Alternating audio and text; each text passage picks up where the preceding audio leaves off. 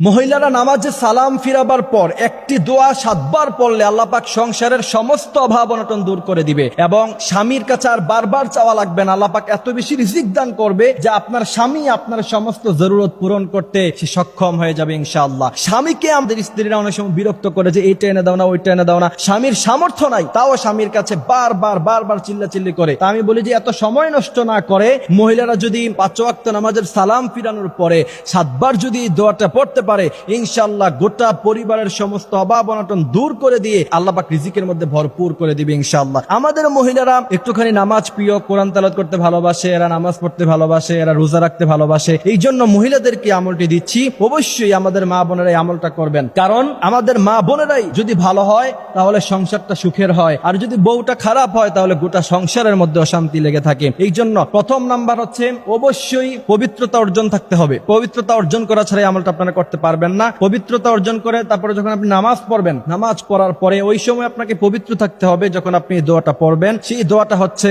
7 বার করে পড়বেন 5 ওয়াক্ত নামাজের পরে। ইয়া কাদিয়াল হাজাত, ইয়া কাদিয়াল হাজাত, স্পষ্টভাবে শুদ্ধভাবে লিখে নেবেন ইয়া কাদিয়াল হাজাত। এটা সুন্দরভাবে মুখস্থ করে লিখে নিয়ে তারপর ইনশাআল্লাহ আপনারা প্রত্যেক নামাজের পরে ইয়া কাদিয়াল হাজাত 7 বার করে পড়বেন এবং 3 বার পড়বেন আস্তাগফিরুল্লাহ রাব্বি মিন কুল্লি যামবি ওয়া আতুবু ইলাইহি লা হাওলা ওয়ালা কুওয়াতা ইল্লা বিল্লাহিল আলিয়্যিল আযীম। এই 3 বার আস্তাগফিরুল্লাহ পড়ার পরে ইয়া কাদিয়াল হাজাত পড়বেন। এরপরে দুরূদ ইব্রাহিম পড়বেন, দুরূদ শরীফ পড়বেন সাল্লাল্লাহু আলাইহি ওয়াসাল্লাম। নবী করিম সাল্লাল্লাহু আলাইহি ওয়াসাল্লাম বলেন মান সাল্লা আলাইয়া ওয়াহিদাতান সাল্লাল্লাহু আলাইহি আশারা, যেই ব্যক্তি একবার আমার উপরে দুরূদ পড়ে আমি আল্লাহ পাক তার উপরে 10 বার রহমত নাজিল করি। সুবহানাল্লাহি ওয়া বিহামদিহি সুবহানাল্লাহিল আযীম।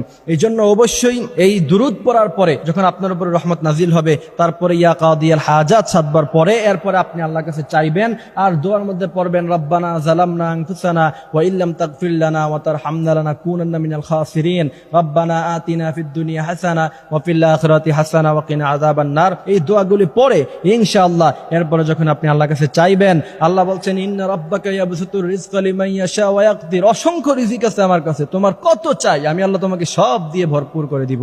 সুবহানাল্লাহি ওয়া বিহামদিহি সুবহানাল্লাহিল আযীম। আল্লাহ পাক আমাদেরকে আমলগুলি করার তৌফিক দান করুন।